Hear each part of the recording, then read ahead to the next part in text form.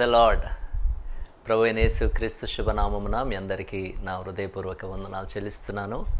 రక్షణ ధ్వని కార్యక్రమానికి ప్రేమతో మిమ్మల్ని ఆహ్వానిస్తూ ఉన్నాను. ఎలా ఉన్నారు? అందరూ క్షేమంగా ఉన్నారా? మీ అందరి కొరకు ప్రార్థన చేస్తూ ఉన్నాము. ఎంతోమంది ఫోన్ ద్వారా మరి కష్టాలను, బాధలను తెలియచేస్తున్నారు, ప్రార్థించమని కోరుతున్నారు. మీ అందరి కొరకు ప్రార్థన చేస్తూ ఉన్నాము.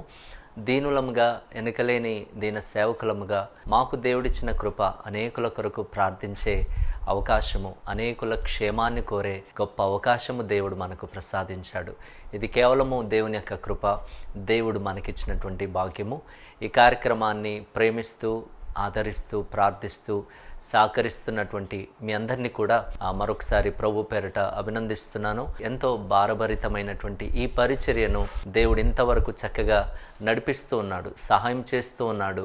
మరి ఇన్ని రోజులు కూడా, ఇన్ని నెలలు దేవుని కృప ద్వారా దేవుని యొక్క సత్య సువార్తను అనేకులకు చాటి చెప్పడానికి దేవుడు కృప చూపుతూ ఉన్నాడు. దీని వెనక దురుద్దేశం ఏమీ లేదు. ఎవరు కూడా దయచేసి అపార్థం చేసుకోకూడదు, క్రైస్తవులైనా క్రైస్తవేతరులైనా. ఎందుకంటే మాట్లాడే ప్రతి మాటలో స్పష్టత ఉంటుంది, మాట్లాడే ప్రతి మాటలో వాస్తవము ఉంటుంది, సత్యము ఉంటుంది. ఎందుకంటే అబద్ధమును మనం బోధించకూడదు. అబద్ధము అనేది దేవుడు ఇష్టపడేవాడు కాదు. అబద్ధికులు దేవుని రాజ్యంలోనే చేరారు కదా. అటువంటప్పుడు మాట్లాడే ప్రతి మాట కూడా సత్యమైనదై ఉండాలి, వాస్తవమైనదై ఉండాలి కదా. దీని వెనక దురుద్దేశం ఉండకూడదు, మోసం ఉండకూడదు, లేకపోతే ఎవరినో మోసం చేయాలనే ఆలోచన కూడా కాదు. కేవలం ఏంటంటే అనేకులు సత్యమును తెలుసుకోవాలి. దయచేసి క్రైస్తవేతరులు ఎవరైనా ఈ యొక్క మాటలు వింటుంటే దయచేసి గమనించండి, దీని వెనక దురుద్దేశం ఏమీ కూడా లేదు. ఎందుకంటే చెప్పే ప్రతి మాట మీరు వినవచ్చు, వీరు ఏం చెప్తున్నారు అని మీరు వినవచ్చు. దాంట్లో వీరు చెప్పేది వాస్తవమేనా కాదా అన్నది కూడా మీరు తెలుసుకోవచ్చు. కాబట్టి దీంట్లో సందేహించాల్సిన అవసరత ఏమీ లేదని మరొక్కసారి బహిరంగంగా ఈ మాట మీకు తెలియచేస్తూ ఉన్నాను. దయచేసి కేవలం ఏంటంటే మరి ఎందుకు చేస్తున్నారు ఇదంతా, ఏంటి ప్రయోజనం, మీకేంటి లాభము అంటే గమనించండి. లాభము విషయం కాదు. ఏంటంటే మనము పొందుకున్నటువంటి కృప, మనము పొందుకున్నటువంటి మేలు అనేకులకు అందించాలి. అదే యేసయ్య చెప్పింది. నిన్ను వలె నీ పొరుగు వారిని ప్రేమించుము అన్నాడు. అంతేకాదు, నీవు పొందుకున్న మేలు, నీ పట్ల దేవుడు కనికరపడి చేసిన కార్యము నీవు వెళ్ళి అనేకులకు తెలియచేయమని ప్రభు పలుకుతాడు. నిజమే, అదే, అంతే. దీని వెనక దురుద్దేశం ఏమీ లేదు. మనము మేలు పొందుకున్నప్పుడు ఇతరులకు మనం అందించాలి, మనం బాగుపడ్డప్పుడు ఇతరులను బాగుపరచాలి. అంతే కదా. మనము బాగుపడ్డాము, ఇతరుల సంగతి నాకెందుకులే అని అనుకోవడము అది మంచి ఉద్దేశం కాదు కదా. దేవుడు దాన్ని ఇష్టపడడు కదా. అందుకోసమనే దేవుడు మన పట్ల చేసిన మేలును ఇతరులకు అందించడమే ఈ కార్యక్రమం యొక్క ప్రధానమైనటువంటి ఉద్దేశం. అందుకోసమే సేవకులు ఎంతో ఖర్చు పెట్టి, ప్రయాసపడి మరి ఈ పనులు చేస్తూ ఉంటారు. దీని వెనుక ఎంతో ప్రయాసం ఉంటుంది దైవ బిడ్డలారా, ఎంతో ఖర్చుతో కూడినది. వీరికి ఎక్కడి నుండో డబ్బు వస్తుంది, అందుకోసమే ఇవన్నీ చేస్తున్నారు అని ఎవరు భావించకూడదు. ఎవరో ఎక్కడి నుండో డబ్బు, విదేశాల నుండి డబ్బు వచ్చేది కాదు. ఎంతో మంది మా స్థానిక సంఘాలలో, మందిరాల్లో కూలి కష్టం చేసుకునే బిడ్డలు వారు వెళ్ళలేని స్థలానికి దేవుని వాక్యం వెళ్ళాలి అన్న ఉద్దేశంతో ఎంతోమంది చేతులు చాపుతూ ఉంటారు. ఎంతోమంది కష్టజీవులు వారి యొక్క కష్టార్జితంలో నుండి చేతులు చాపుతూ ఈ పరిచర్యకు సహకరిస్తూ ఉంటారు. అంతే తప్ప మరి డబ్బు విస్తరించి చేస్తున్నటువంటి పరిచర్య ఇది కాదు అని మరొక్కసారి ఈ మాట నేను మీకు తెలియజేస్తున్నాను. ఈ కార్యక్రమానికి ప్రేమతో మిమ్మల్ని ఆహ్వానిస్తున్నాను. దేవుని వాక్యాన్ని ధ్యానం చేసుకుందాం. మీరు ఆత్మీయులైతే దేవుని వాక్యం ద్వారా ఇంకా బలపడండి. ఒకవేళ మీరు క్రైస్తవేతరులైతే గనక సత్యమును గ్రహించండి. అంతే కదా. సత్యము మతము కాదు. వీళ్ళు మత మార్పిడి చేస్తున్నారు, మతబోధ చేస్తున్నారు, ప్రలోభాలకు గురి చేస్తున్నారని ఎవరు భావించకూడదు. దీంట్లో పూర్తి స్పష్టత ఉంది. ఇట్ ఈస్ వెరీ ట్రాన్స్పరెంట్ అన్నమాట. ఇందులో రహస్యం అనేది ఏమీ లేదు. ఇది యథార్థమైనటువంటి పరిచర్య, ఇది యథార్థమైన పరిచర్య. అంతే తప్ప దీంట్లో మరి దురుద్దేశం ఉండదు అని మరొక్కసారి నేను మీకు తెలియచేస్తున్నాను. ఎందుకంటే లోకంలో భయంకరమైనటువంటి ఆలోచనలతో ప్రజలు బ్రతుకుతున్న వారు ఉన్నారు, భయంకరమైనటువంటి ఉద్దేశాలతో ప్రజలు ఉన్నారు. అందుకోసమే పదే పదే నేను ఈ మాట మీకు గుర్తు చేస్తూ ఉన్నాను. కాబట్టి దైవ బిడ్డలారా, దేవుని యొక్క మాటలు విందాం. దేవుని వాక్యంలో నుండి కొన్ని విషయాలు మనం ధ్యానం చేసుకుందాం. మనందరికీ తెలిసిన వాక్య భాగము యోహాను సువార్త 3వ అధ్యాయము 16వ వచనం. చాలాసార్లు మనం వింటూ ఉంటాం. యోహాను సువార్త 3వ అధ్యాయము 16, 17వ వచనాలు.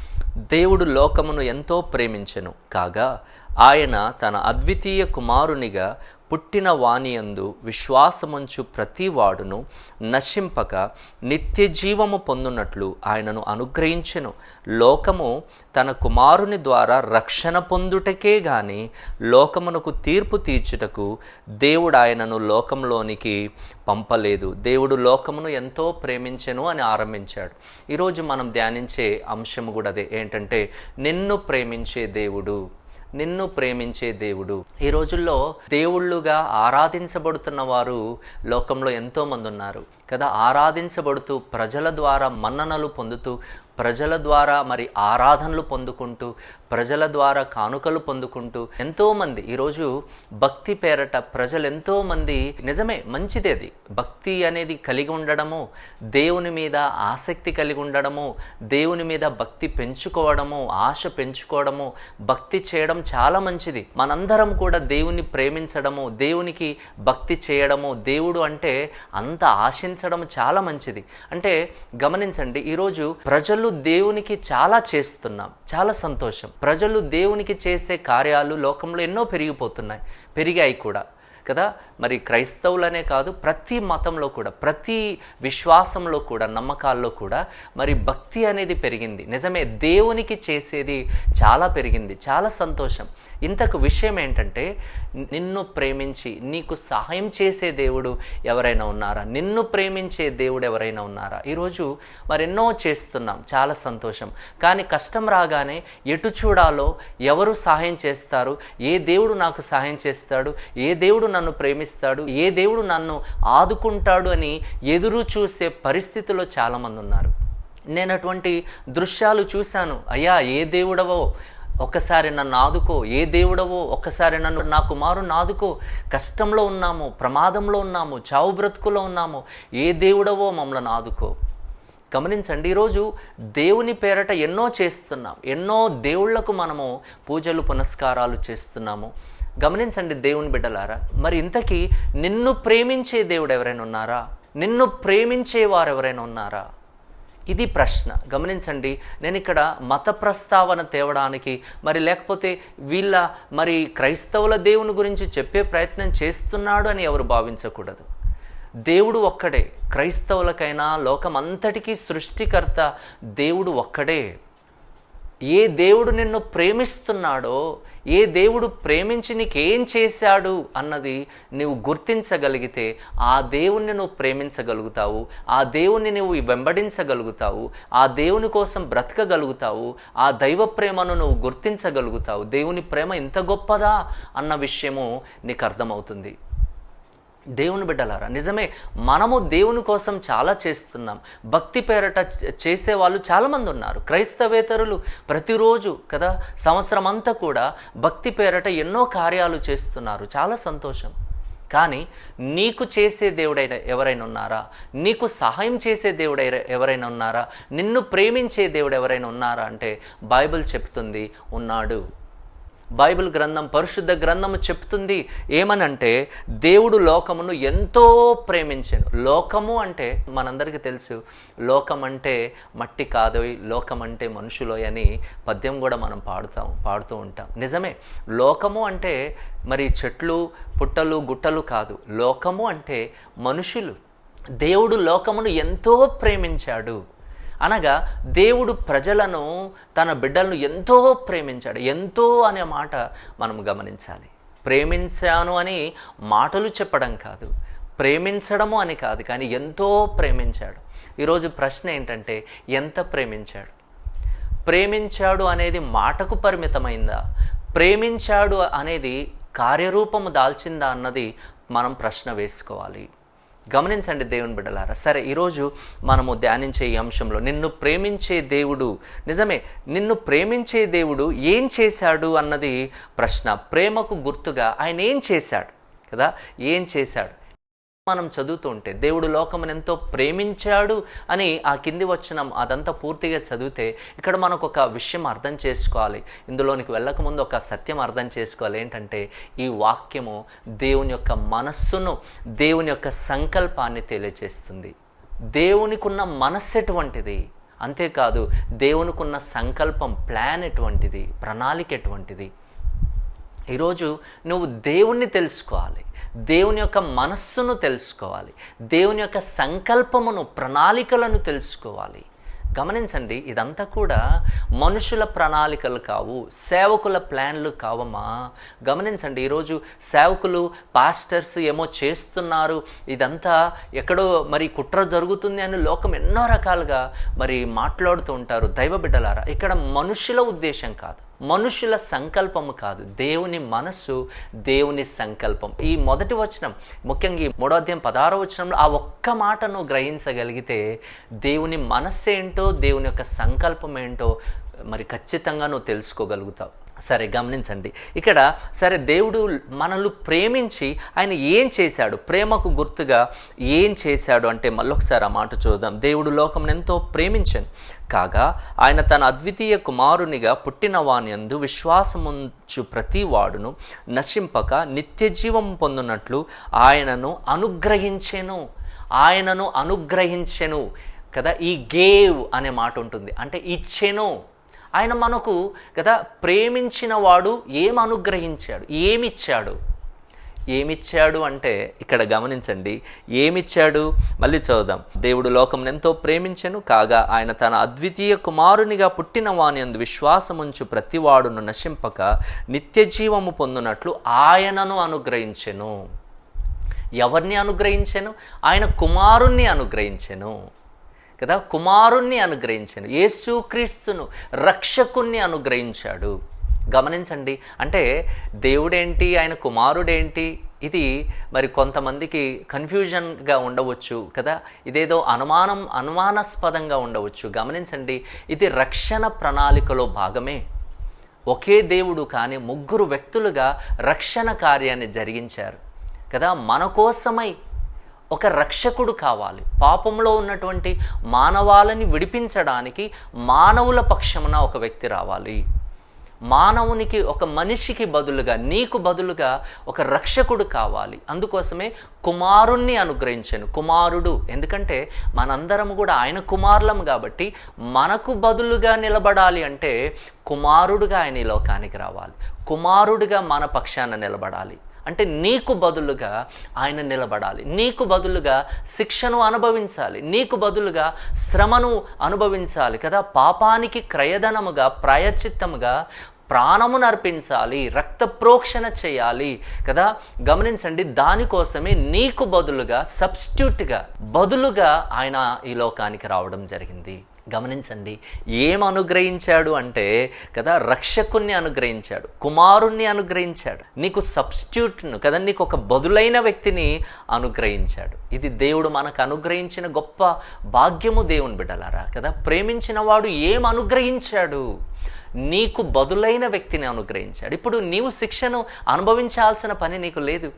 పాపానికి శిక్ష మరణం, ఆ మరణం, ఆ నిత్య మరణం, ఆ నరకం నీవు అనుభవించాల్సిన పని లేదమ్మా. నీకు బదులుగా పాపానికి క్రయధనముగా, పాపానికి ప్రాయచిత్తముగా యేసు ప్రభుల వారు తన ప్రాణాన్ని పెట్టాడు, తన రక్తాన్ని చిందించాడు. ఎందుకంటే రక్త ప్రోక్షణ లేకుండా పాపక్షమాపణ లేదు. ఒకవేళ సరే మన పాపముల కోసం మనం చనిపోవాలనుకుంటే మన రక్తము పాపముతో కూడిన రక్తము కదా. పాపము లేని పరిశుద్ధ రక్తము ఒక పాపి కోసమై చిందించబడాలి. దాంట్లో భాగంగానే యేసు ప్రభుల వారు నీకు బదులుగా వచ్చాడు. అందుకోసమే ఆయనను అనుగ్రహించాడు. ప్రేమించిన వాడు ఏం అనుగ్రహించాడు అంటే రక్షకుని అనుగ్రహించాడు, కుమారుణ్ణి అనుగ్రహించాడు, ప్రాయశ్చిత్తమును అనుగ్రహించాడు కదా. నీకు బదులైన వ్యక్తిని, సబ్స్టిట్యూట్ని అనుగ్రహించాడు. ఆయన మన సబ్స్టిట్యూట్ కదా. దేవుని బిడ్డలారా, ఇదెంత సత్యం కదా. కాబట్టి ఈ సత్యాన్ని మనం గ్రహించాలి కదా. రోమీలకు రాసిన పత్రిక 8వ అధ్యాయము 32వ వచనంలో మాట ఉంటుంది, తన సొంత కుమారుణ్ణి అనుగ్రహించుటకు, ఆ మాట అక్కడ చదవండి, అనుగ్రహించుటకు వెనుక తీయక మనందరి కొరకు ఆయనను అప్పగించిన వాడు ఆయనతో పాటు సమస్తమును మనకెందుకు అనుగ్రహింపడు.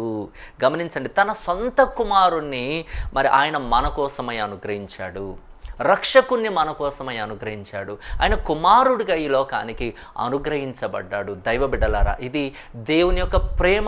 నిన్ను ప్రేమిస్తున్నవాడు నీ కోసమై తన కుమారుణ్ణి అనుగ్రహించాడు, రక్షకుణ్ణి అనుగ్రహించాడు. గమనించండి దేవుని బిడ్డలారా, ఇది దేవుని ప్రేమ. అందుకోసమే 1 యోహాను పత్రిక 4వ అధ్యాయం 10వ వచనంలో ఉంటుంది, మనము దేవుణ్ణి ప్రేమించితిమని కాదు, తానే మనలను ప్రేమించి మన పాపములకు ప్రాయశ్చిత్తమై ఉండుటకు, ప్రాయశ్చిత్తము అనుగ్రహించాడు, ప్రాయశ్చిత్తమును అనుగ్రహించుటకు తన కుమారుణ్ణి పంపెను. ఇందులో ప్రేమ ఉన్నది. హల్లెలూయా. ప్రేమకు నిదర్శనమే యేసయ్య, ప్రేమకు నిదర్శనమే యేసు ప్రభుల వారు కదా. ప్రేమ అనే మాటకు అర్థమునిచ్చిన వాడు యేసు ప్రభుల వారు. అందుకోసమే ఇందులో ప్రేమ ఉన్నది. ఆయన ఏం అనుగ్రహించాడు? ప్రాయశ్చిత్తమును అనుగ్రహించాడు. నీకోసమై తన ప్రాణమును కదా మనకు అనుగ్రహించాడు. దేవుని బిడ్డలారా, ఇది దేవుని యొక్క ప్రేమకు నిదర్శనం. రెండవ విషయాన్ని చూద్దాం. నిజమే, ప్రేమించిన వాడు అనుగ్రహించాడు. ఏం అనుగ్రహించాడో మనం గుర్తు చేసుకున్నాం. అనుగ్రహించిన వాడు అనుగ్రహము చూపాడు కదా. అనుగ్రహించిన వాడు, కుమారుని అనుగ్రహించిన వాడు మనకేమీ చూపించాడు అంటే మనకు అనుగ్రహం. అనుగ్రహము అంటే జాలి, కనికరం కదా, దయ, అనుగ్రహం. గమనించండి, ఏంటి ఆయన చూపిన అనుగ్రహం?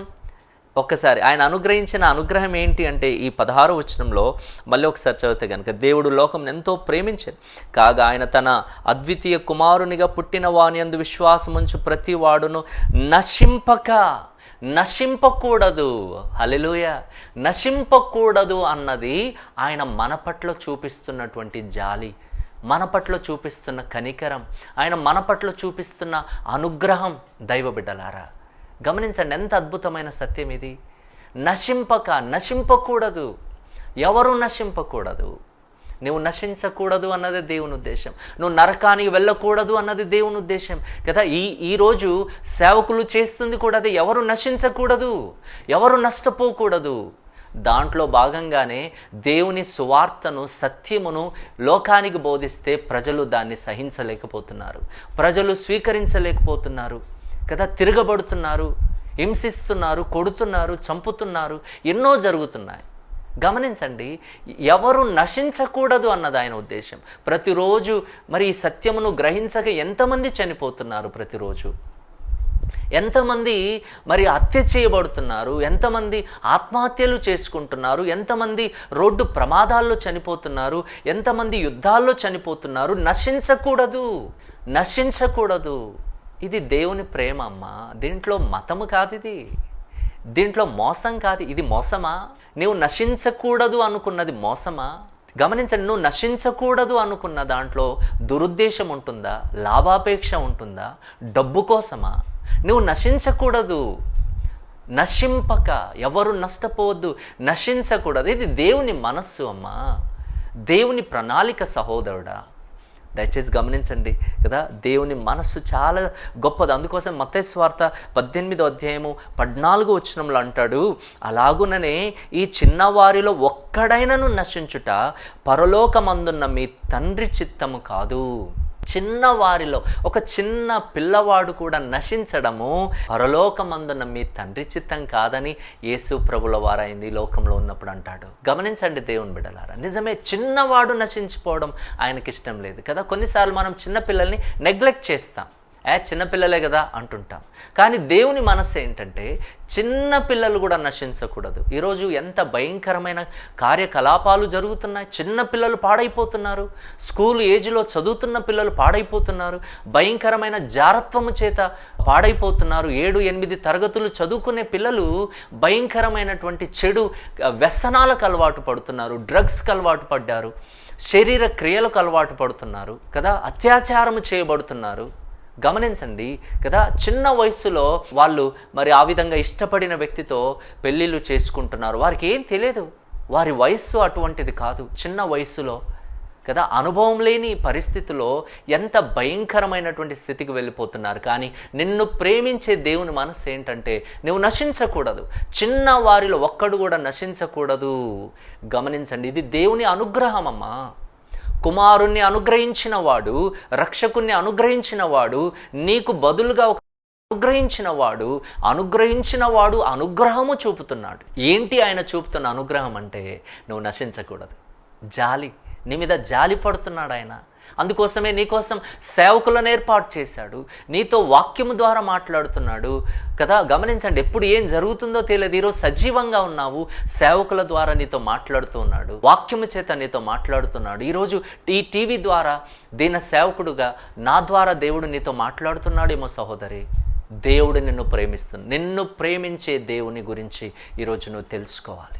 నువ్వు ఎంతోమంది దేవుళ్ళను ప్రేమిస్తున్నావు, ఎంతోమంది దేవుళ్ళను పూజిస్తున్నావేమో, కానీ నిన్ను ప్రేమించే దేవుని తెలుసుకున్నావా? నిన్ను ప్రేమించే దేవుని ప్రేమను తెలుసుకున్నావా? ఆ ప్రేమించిన దేవుడి నీకోసం ఏం చేశాడో తెలుసుకున్నావా? అది నువ్వు తెలుసుకోవాలి కదా. అనుగ్రహించిన వాడు అనుగ్రహము చూపాడు కదా.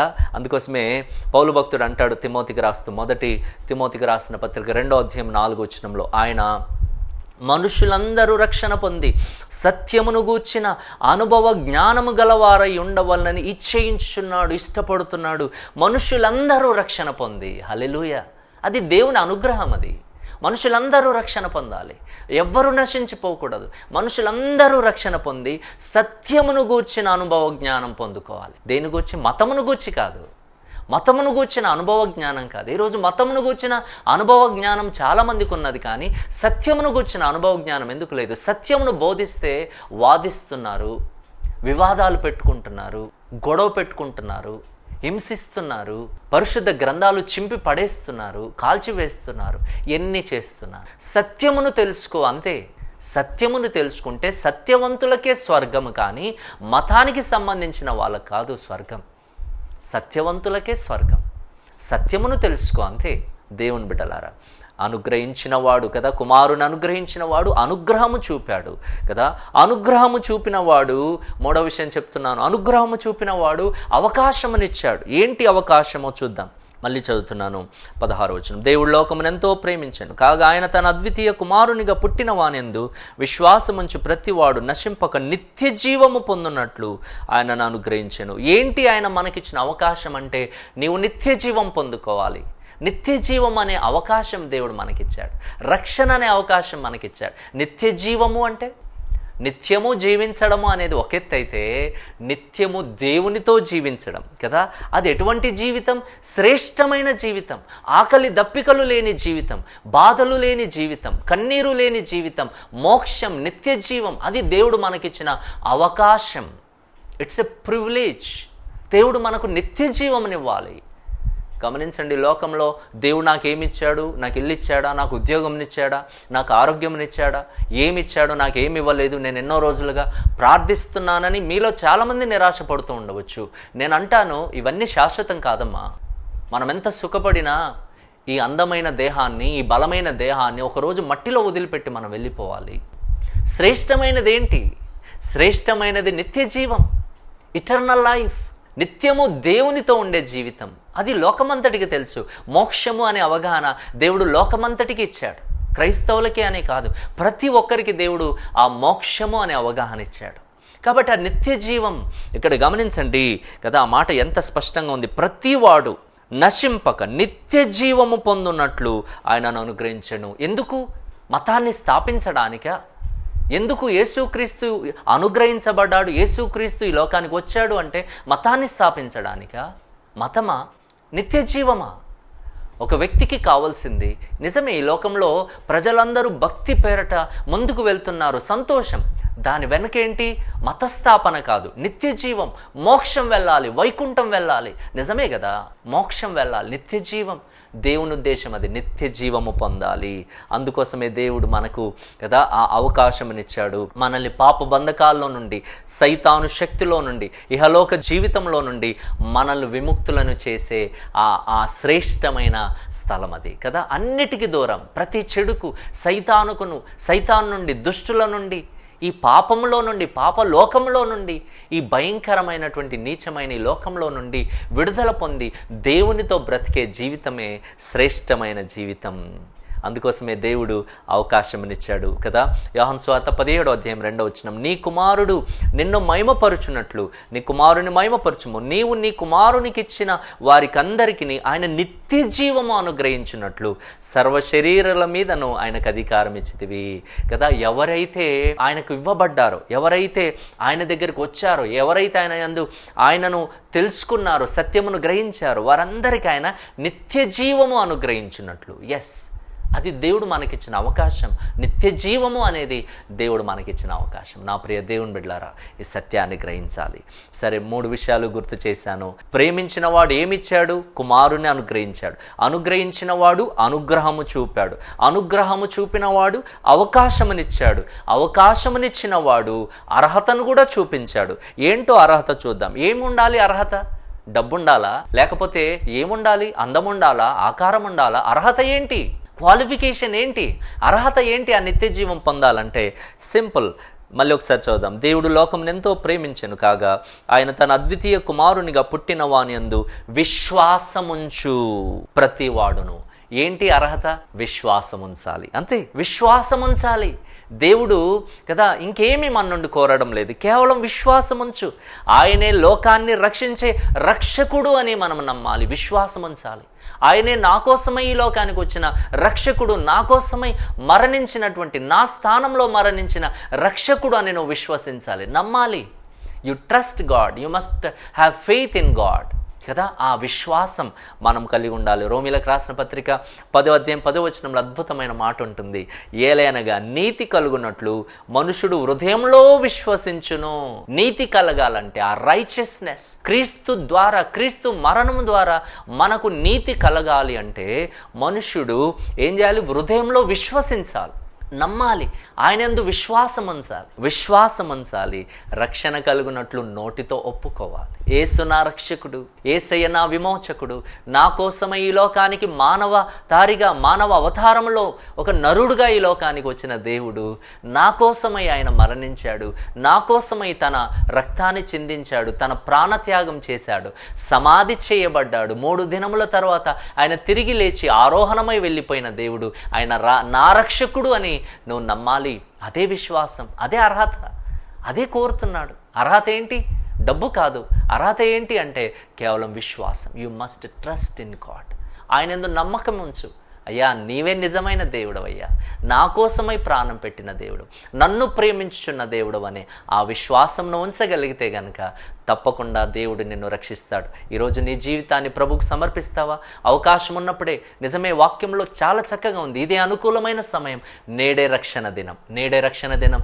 నీ జీవితాన్ని తనకు సమర్పించగలిగితే ఆయన ఇచ్చే నిత్య జీవితంలో, నిత్య రాజ్యంలో నీకు అవకాశం ఉంటుందని దిన సేవకుడిగా మనం చేస్తూ అటువంటి దైవకృప దేవుడు మీకు దయచేయను గాక. ఆమెన్. ప్రార్థన. తండ్రి, వాక్యాన్ని విన్నటువంటి బిడ్డలందరినీ బలపరచండి. నిజమే, మీరు మనుషులను ప్రేమించుచున్న దేవుడు, ఎంతో ప్రేమించిన దేవుడు.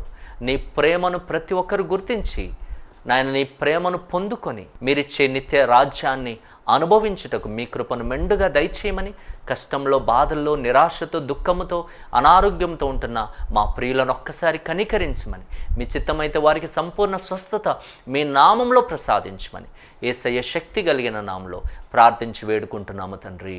Amen, amen. దేవుడు మీ అందరిని దీవించును గాక. ఆమెన్. మీరు విన్న ఈ సందేశం ద్వారా మీరు పొందిన ఆత్మీయ అనుభూతిని మరియు మీ ప్రార్థన అవసరతలను మాతో పంచుకోగలరు. మరిన్ని వివరాలకు మీరు సంప్రదించవలసిన మా ఫోన్ నంబర్లు 9177533328, 9963732003. మా చిరునామా independent Baptist church, Narsingi, Medak జిల్లా, తెలంగాణ.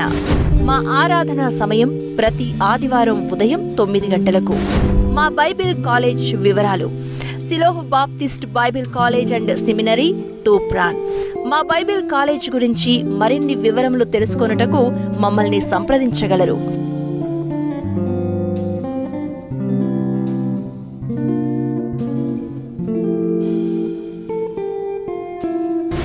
దేవుడు మిమ్ములను సమృద్ధిగా దీవించునుగాక.